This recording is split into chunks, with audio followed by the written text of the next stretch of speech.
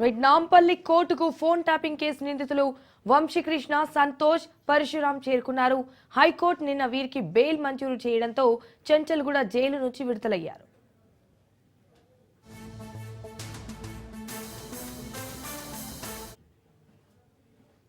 Phone tapping కేసులో DCP, ఏసీపీలపై నిందితుడు T Vamsikrishna సంచలన ఆరోపణలు చేశారు. డీసీపీ విజయ్ కుమార్, ఏసీపీ మోహన్ కుమార్ తనను చిత్రహింసలు పెట్టారన్నారు.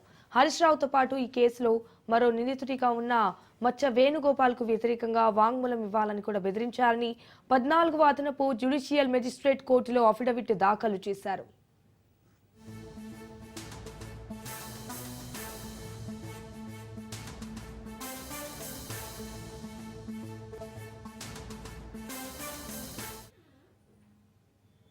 హైకోర్టు ఆదేశానుసారం ఈ నెల 15న విచారణ కోసం పంజాగుట్ట పోలీస్ ఎదుట హాజరైనట్లు అఫిడవిట్లో తెలిపారు వంశీకృష్ణ. డీసీపీ విజయ్ కుమార్, ఏసీపీ మోహన్ కుమార్ చిత్రహింసలు పెట్టారన్నారు. అయితే ఫోన్ ట్యాపింగ్ విషయంలో హరీష్ రావు, మచ్చ వేణుగోపాల్కు వ్యతిరేకంగా వాంగ్మూలం ఇవ్వకపోతే నీ లైఫ్ ఈ రోజు రాత్రిలోపు లేకుండా చేస్తామని కూడా బెదిరించారని అఫిడవిట్లో పేర్కొన్నారు. చెంచల్గూడ జైలులో రిమాండ్లో ఉన్న వంశీకృష్ణ స్వదస్ఫూర్తితో రాసిన అఫిడవిట్ ను లాయర్ లక్ష్మణ్ నిన్న నాంపల్లి కోర్టుకు సమర్పించారు.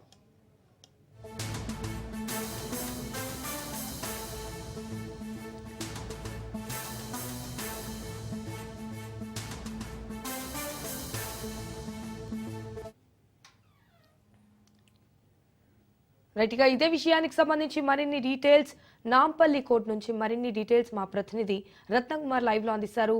రత్నకుమార్, చెప్పండి, దీనికి సంబంధించిన అప్డేట్స్ ఏంటి?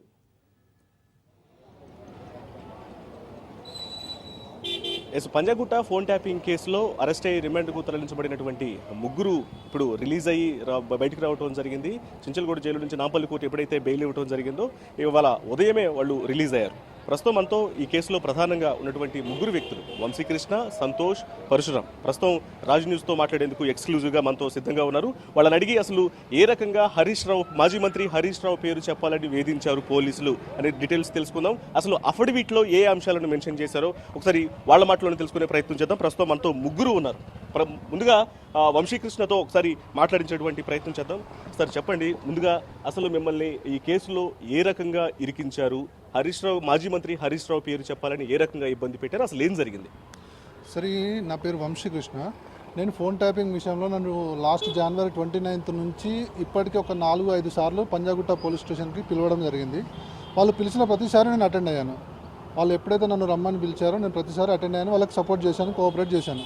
బట్ నేను ఒకసారి సెకండ్ రోజు మా ఫ్యామిలీ ఫంక్షన్ ఉండి అటెండ్ అయ్యి నేను నెల్లూరు నుంచి వస్తున్నాను. నాకు ఓఆర్ఆర్ ఎంటర్ కాగానే నాకు ఎస్ఐ శివశంకర్ సార్ కాల్ చేశారు. సార్ కాల్ చేసి ఇప్పుడు అర్జెంటుగా మీరు డైరెక్ట్ పంజాగుట్ట పోలీస్ స్టేషన్ రావాలి, ఏసీపీ గారు మాట్లాడతారని చెప్పేసానని పిలిచారు సార్. సార్, నేను మా పిల్లలు ఉన్నారు, వాళ్ళు మోషన్ వేరు, ఏం తినలేదు, కనీసం మా చిన్న పిల్ల 2.5 years చిన్న పాప ఉంది, 4 years పెద్ద పాప ఉంది, వాళ్ళిద్దరు కనీసం తినలేదు, ఒక పాలు తాగలేదు, మోషన్ వేరు సార్. ఇంటికి పోయి వస్తాను కూడా పోనీయకుండా మీరు ఫస్ట్ ఇక్కడికి వచ్చి సార్తో మాట్లాడి 5 minutes మళ్ళీ వెళ్ళిపోండి అని చెప్పి పిలిపించారు. అక్కడికి మేము 7 o'clockకి మేము పోలీస్ స్టేషన్కి వెళ్తే రాత్రి 1:30 వరకు మా భార్య, పిల్లలు, చిన్న పిల్లలు కార్లోనే కూర్చున్నారు సార్. నన్ను ఎంక్వైరీ ఏంద్రా అని చెప్పేసి అని అడిగితే వాళ్ళు ఒకటే విషయం సార్, హరీష్ రావు సార్కి అగెనెస్ట్గా స్టేట్మెంట్ ఇవ్వాలంటారు. ఇప్పుడు జరిగిన విషయానికి ఫోన్ ట్యాపింగ్ మాకేం సంబంధం సార్? మేము ఆరోగ్యశ్రీలో ఒక చిన్న ఉద్యోగి, నేను ఒక ఆరోగ్యశ్రీలో డిస్ట్రిక్ట్ మేనేజర్ని. నా పనికి ఫోన్ ట్యాపింగ్కి ఏం సంబంధం ఉంటుంది సార్? నాకు ఏం సంబంధం ఉంటుంది? ఒకసారి మీరు ఆలోచన చెప్పండి. ప్రతిసారి మీరు హరీష్ రావు సార్కి అగెనెస్ట్గా చెప్పాలి, స్టేట్మెంట్ ఇవ్వాలి. హరీష్ రావు సార్కి అగెనెస్ట్ నేను స్టేట్మెంట్ ఇస్తాను, ఫోన్ ట్యాపింగ్ నాకేం సంబంధము? వాళ్ళకి వేరే ఏం లేదు సార్. నన్ను ఎట్లనే ఇబ్బంది పెట్టి ఒకటే విషయం, నువ్వు చెప్పకపోతే నీ జాబ్ ఉండదు, నీకు ఎట్లా నేను ఇన్ని రోజుల వరకు నీకు ఎందుకు స్మూత్గా చెప్తున్నామంటే నీ జాబ్ నువ్వు గవర్నమెంట్ ఆర్గనైజేషన్లో పనిచేస్తున్నావు కాబట్టి నీ జాబ్ నీకు వస్తుంది, నీ జాబ్ నువ్వు చేసుకుంటూ మళ్ళీ నార్మల్గా ఉండాలంటే హరీష్ రావు సార్ పేరు చెప్పు. లేదు అని అంటే మాత్రం శనివారం, మొన్న 15th రోజు శనివారం, లేదు అంటే మాత్రం ఈ రోజు నైట్ వరకు నీ పేరు మొత్తం బర్బాద్ చేసేస్తాం, నీ లైఫే లేకుండా చేస్తా అని చెప్పేసి DCP Vijay Kumar sir, ACP Mohan Kumar sir వాళ్ళ ఇదే పని సార్. ఇదే డైరెక్ట్ నన్ను వార్న్ చేసింది అదే. అంటే మేము టెర్రరిస్ట్లమా సార్? మమ్మల్ని గోడల వెనకాలకి వెళ్ళి తీసుకురావడము, మా ఇంటి దగ్గర నోటీస్ అంటేసారంట 14th రోజు, మా ఇంటి దగ్గర నోటీస్ అంటేసారు, మేము టెర్రరిస్టులు ఏం చేసినాం సార్? అంటే మీరు ఒకవేళ ఒక వ్యక్తిని దొంగలని క్రియేట్ చేయాలంటే ఎంతవరకైనా వెళ్తారా? మా చిన్న చిన్న పిల్లల్ని తీసుకొని వస్తే ఎవరన్నా వాళ్ళకి ఏమైనా ఇబ్బంది అయితే ఎవరు సార్ రెస్పాన్సిబిలిటీ? ఇప్పుడు నేను జాబ్ చేసుకుంటూ మా ఫ్యామిలీని నడిపించుకుంటూ నేను ఉన్నా, ఇవాళ నా జాబ్ అయింది, దానికి ఎవరు సార్ బాధ్యత? డీసీపీ విజయ్ కుమార్ సార్ నా జాబ్ ఇప్పిస్తారా? రేపు పొద్దున నేను మా ఆఫీస్లో నేను ఏం సమాధానం చెప్పుకోవాలి? తెలంగాణ మొత్తం నన్ను దొంగను క్రియేట్ చేసినట్టు చేసిర్రు. ఇప్పుడు ఎవరు సార్ దానికి రెస్పాన్సిబిలిటీ? వాళ్ళ అల్టిమేట్ టార్గెట్ ఎట్లా చేసి నేను హరీష్ రావు సార్కి అగనెస్ట్గా అట్లీస్ట్ నా ఓవరాల్ ఇన్ఫర్మేషన్ అన్నా వాళ్ళకి కావాలని చెప్పేసి దాని వరకు ఎంతగానో తెగిస్తారా? నేను సర్వనాశనం అయిపోయినా పర్లేదా? ఒక మధ్యతరగతి జాబ్ చేసుకునే వ్యక్తికి ఇంత టార్చర్ చూపిస్తారా సార్? అంటే ఎన్ని రోజుల పాటు మిమ్మల్ని ఇట్లా వేధింపులకు గురి చేశారు? అసలు మాజీ మంత్రి హరీష్ రావు పేరు చెప్పాల్సిందే ఖచ్చితంగా అని పోలీసులే స్వయంగా మిమ్మల్ని ఇట్లా ఇబ్బంది పెట్టడం వెనకాల ప్రధాన ఉద్దేశం ఏమై ఉంటుందని చెప్పండి మీరు? లాస్ట్ జనవరి 29 నుంచి ఈ రోజు వరకు మేము సరిగా నిద్రపోయింది లేదు సార్. నా బీపీ హై మొత్తం నాకు అంత ఉందని నేను నార్మల్గా ఉన్న పరిస్థితి. ఈరోజు నా బీపీ 175, 120 అయిందంటే కేవలం వీళ్ళ వల్లనే సార్. నాకు అంతకుముందు హెల్త్ ఇష్యూస్ ఓన్లీ షుగర్ ఉండేది. వీళ్ళ వల్ల నాకు ఇంకా డే బై డే నాకు ఇంకా మొత్తం నా కొలాప్స్ అవుతుంది నా హెల్త్ అంతా. వాళ్ళ అల్టిమేట్ టార్గెట్ ఏం లేదు సార్. ఇప్పుడు ఏసీపీ గారు 3 రోజులు విచారణ అని పిలిచి 3 రోజులలో అడిగింది ఒకటే విషయం, హరీష్ రావు సార్కి అగనెస్ట్గా చెప్పు, నీ జాబ్ నువ్వు చేసుకుంటూ వెళ్ళిపోతావు. మళ్ళీ నెక్స్ట్ రోజు డీసీపీ గారు వస్తారు, పిలుస్తారు, మీరు ఆ రోజు రండి అన్నారు. ఆ రోజు కూడా వెళ్ళాను. డీసీపీ గారు చెప్పేది ఒకటే విషయం ఏంటంటే 15th రోజు మొన్న శనివారం రోజు డీసీపీ గారు చెప్పింది ఏంటంటే ఈరోజు ఆఫ్టర్నూన్ వరకు నీకు టైం ఇస్తున్నా, నువ్వు పేరు చెప్పి మచ్చ వేణుగోపాల్ రెడ్డి పేరు హరీష్ రావు సార్ పేరు చెప్తే నువ్వు నార్మల్గా నీ పనికి నువ్వు వెళ్ళిపోతావు, లేదు అనంటే మాత్రం ఈరోజు ఈవినింగ్ వరకు నీ లైఫ్ లేకుండా చేస్తా అని చెప్పేసి అన్నాడు. నా జాబ్ లేకుండా చేస్తాను, నా డిపార్ట్మెంట్ల పరంగా కూడా ఏసీబీ అని చెప్పేసి ఏవో కంప్లైంట్ రైజ్ చేస్తే ఏమొస్తుంది సార్ వాళ్ళకి? ఒక మధ్యతరగతి ఉద్యోగం. నేను సార్ దగ్గర పనిచేసింది 3 నెలలు సార్. పేషీలో సార్కి నాకు ర్యాలీ అది కూడా ఉండదు, కోఆర్డినేషన్ కూడా ఉండదు, సార్ని కలవడానికి యాక్సెస్ కూడా ఉండదు. అట్లాంటి వ్యక్తి గురించి నన్ను అగెనెస్ట్ ఫోన్ ట్యాపింగ్ గురించి ఫోన్ ట్యాపింగ్కి నాకేం సంబంధం ఫస్ట్ అసలు? అంటే మీరు అఫిడవిట్లో ఏ అంశాలను మెన్షన్ చేశారు? అంటే అధికారులు మిమ్మల్ని ఇబ్బంది పెట్టి, ముఖ్యంగా పోలీస్ అధికారులు ఇన్వెస్టిగేషన్ ఆఫీసర్ కాకుండా పై స్థాయి అధికారులు మిమ్మల్ని ఇబ్బంది పెట్టిన విషయాలను కూడా అఫిడవిట్లో మెన్షన్ చేశారు. ఏ అంశాలను మెన్షన్ చేశారు? నన్ను థ్రెటన్ చేశారు సార్. నీకు ఈరోజు నైట్ వరకు నువ్వు ఆ స్టేట్మెంట్ ఇవ్వకపోతే, హరీష్ రావుకి అగెనెస్ట్గా స్టేట్మెంట్ ఇవ్వకపోతే, మచ్చ వేణుగోపాల్ రెడ్డికి అగెనెస్ట్గా స్టేట్మెంట్ ఇవ్వకపోతే నీ జాబ్ లేకుండా చేస్తా, నీ పేరు ఎట్లా అయిపోతుందో రేపు పొద్దున నువ్వు చూస్తావు అని చెప్పేసి చేశారు. ఒక్కొక్క న్యూస్ ఆర్టికల్ చూస్తుంటే నేను ఏం తప్పు చేశాను? నేను ఉగ్రవాదినా, నేను ఏమన్నా మర్డర్ చేశానా, ఏమన్నా చేశానా? నన్ను ఇంత దారుణంగా ఎట్లా క్రియేట్ చేశారు సార్? కేవలం సార్కి అగెనెస్ట్ పేరు చెప్పకపోతే ఇట్లా చేస్తారా? ఇప్పుడు చక్రధర్ గౌడ్ గురించి విషయాలు కూడా నేను కొన్ని వీడియోలు చూశాను. ఆయన వ్యక్తిత్వం ఎవరికైనా తెలుసు? ఆయనకు సపోర్ట్ చేస్తున్న వ్యక్తులందరూ చాలామంది చక్రధర్ గౌడ్ అన్న కింద కామెంట్లు చేస్తారు. ఆయన 2006 నుంచి ఇప్పటి వరకు సంపాదించిన ప్రతి పైసా ఫ్రాడ్ చేసే. నేను ఐ విట్నెస్. ఆయన దగ్గర 5 నెలలు పనిచేసిన. ఆయన దాదాపు కొన్ని వేల మందిని కర్ణాటక, మన కేరళ, తమిళనాడు, ఆంధ్ర ఇట్లాంటి దగ్గర నుంచి ఒక 10-20 మందిని కాల్ సెంటర్ జాబ్తో వాళ్ళని జాబ్స్ ఇచ్చి వాళ్ళని ఫ్రాడ్ చేసుకుంటూ ఒక్కొక్క స్టేట్ నుంచి కొన్ని వేల మంది బాధితులు ఉన్నారు. ఆయన బాధితులు ఇది వీళ్ళు ఎవరికి తెలియదు. ఇక్కడ కింద కమెంట్లు పెట్టి చక్రన్న మంచోడు, చక్రన్న జిందాబాద్ అనేటోళ్ళకి వీళ్ళకి ఎవరికి తెలియదు ఈ విషయం. ఫస్ట్ అది తెలుసుకోండి. మీ తమ్ముడో, మీ అన్ననో, మీ బిడ్డనో అట్లాంటి బాధితులు ఉంటే సైబర్ క్రైమ్లో కానీ అట్లాంటి వాళ్ళ ఇరుక్కొని ఉంటే మీకు తెలిసేదా బాధ? కలిగినటువంటి ఇబ్బందికి సంబంధించి మీరు ఫర్దర్గా ఏ రకంగా ముందుకెళ్తున్నారు? పోలీసు ఉన్నతాధికారులు మిమ్మల్ని ఇబ్బంది పెట్టారని తెలియజేస్తున్నారు కాబట్టి ఏ రకమైనటువంటి చర్యలకు ముందుకు సార్? నా ఇజ్జత్ మొత్తం తీసింది. నన్ను ఏదైతే మా ఫ్యామిలీ బ్యాక్గ్రౌండ్ నేను ఇంతవరకు మేము ఎప్పుడు బయటకు రాలేదు. నా ఇజ్జత్ మొత్తం తీసేసారు. నా పరువు మొత్తం నాది ఏం లేకుండా మొత్తం. నేను ఈరోజు చూస్తే నాకు లిటరల్గా ఏడుపు వచ్చింది. నెక్స్ట్ దేనికైనా ఫేస్ చేయడానికి రెడీ ఉన్నా. ఈ విషయంలో మాత్రం వినే సార్. మహా అయితే ఇప్పుడు నా ఇజ్జత్ పోయింది, మహా అయితే పోతే ప్రాణం పోతుంది, అంతకంటే ఏం పోదు. దేనికైనా రెడీ ఉన్నా సార్. సో ఇప్పుడు కోర్టు మిమ్మల్ని అంటే దేనికి సంబంధించి ఇప్పుడు వాళ్ళ కోర్టులో మిమ్మల్ని హాజరవ్వమన్నారని తెలుస్తుంది. ఇప్పుడు మీరు కోర్టు దగ్గరకు వచ్చారు, ఏం సబ్మిట్ చేయమన్నారు? దీని వెనకాల ఏమి రీజన్స్? పాస్పోర్ట్ సబ్మిట్ చేయడానికి ఏదో రమ్మన్నారట జడ్జి మేడం గారు. మేడం దగ్గరికి వెళ్ళి అది సబ్మిట్ చేసి వస్తాం సార్. అదే విషయంకి వచ్చాం. మరొక వ్యక్తి పరశురామ్ కూడా మనతో ఉన్నారు, ఒకసారి మాట్లాడదాం. చెప్పండి, మీకు ఏ రకమైనటువంటి ఇబ్బంది ఎదురైంది? మీతో అసలు పోలీసులు ఎట్లా బిహేవ్ చేశారు? నా పేరు పరశురాములు. నన్ను పోయిన నెల జనవరి 28వ తారీఖు రోజు సిద్దిపేట నుండి మన task force SI Shivashankar sir గారు తీసుకొచ్చారు.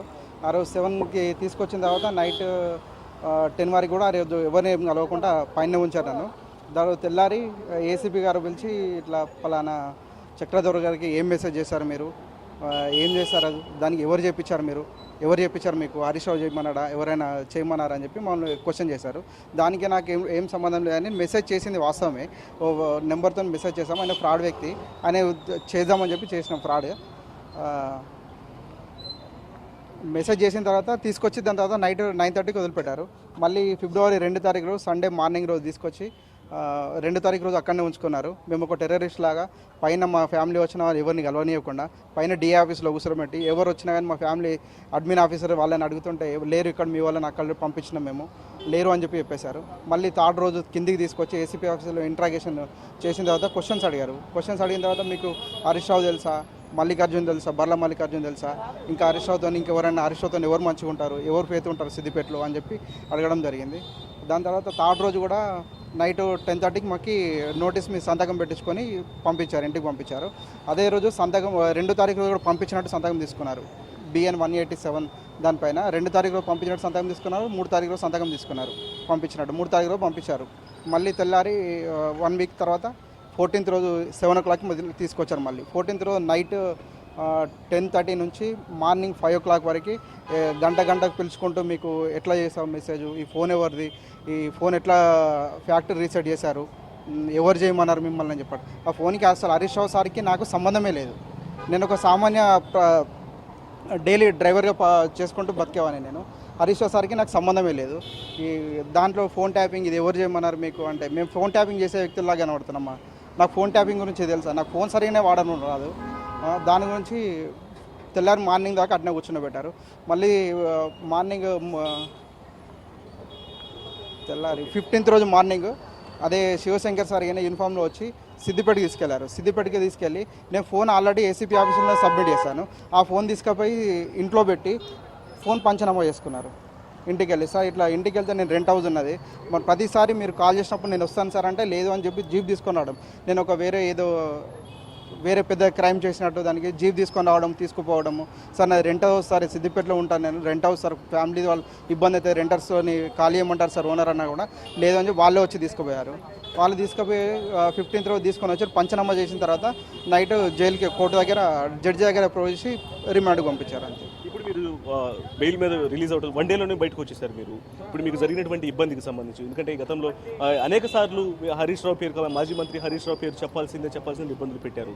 సో ఇప్పుడు ఏ రకంగా ముందుకు వెళ్ళబోతున్నారు ఈ కేసు? ఇప్పుడు ఈ కోర్టు ఈ ఇష్యూ వల్ల నా జాబ్ ఇంతకుముందు నేను సిద్దిపేట కోర్టులో 3 months అవుతుంది అవుట్సోర్సింగ్కి. ఆ జాబ్ కూడా టర్మినేట్ చేశారు. ఇప్పుడు నేను ఇప్పుడు ఏం చేసుకోలేని పరిస్థితి. ఇప్పుడు అందరి ముఖం తలెత్తుకొని ముఖం తిరగలేను.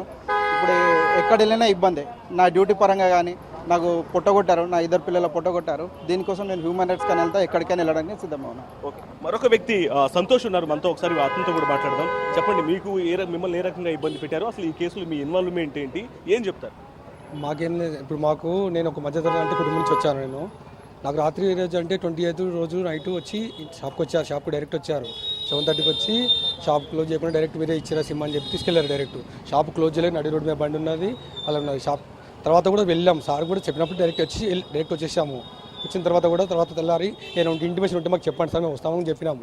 అయినా చెప్పలేదు సార్. డైరెక్ట్ వచ్చి 10 సార్లు వచ్చినప్పుడు మా షాప్కి వచ్చి ముందు బండి పెట్టిండు, ఇంటికి ముందుకు వచ్చి షాప్ బండి పెడితే ప్రతి ఒక్కరు తెలుసు కదా సార్, ఇలా కలిసి ఉంటుంది కదా. నాకు ముందు వెనక ఎవరు లేరు కదా. మా మేడం ఇప్పుడు 20 రోజుల సంది తిరుగుతుంది మొత్తం ఒక్కదే. ఎంత బాధాకరంగా ఉంటుంది చెప్పండి మీరే. అలా చాలా ఇబ్బందితో చాలా బాధలో ఉన్నాం సార్. అట్లా ఇచ్చిన విషయము సిమ్ ఇచ్చిన, ఒక రైతు పేరు ఇచ్చాను. రైతు చనిపోయిన సృష్టించారు, కానీ రైతు చనిపోలేదు. రైతు అనేది వ్యక్తి లేడు.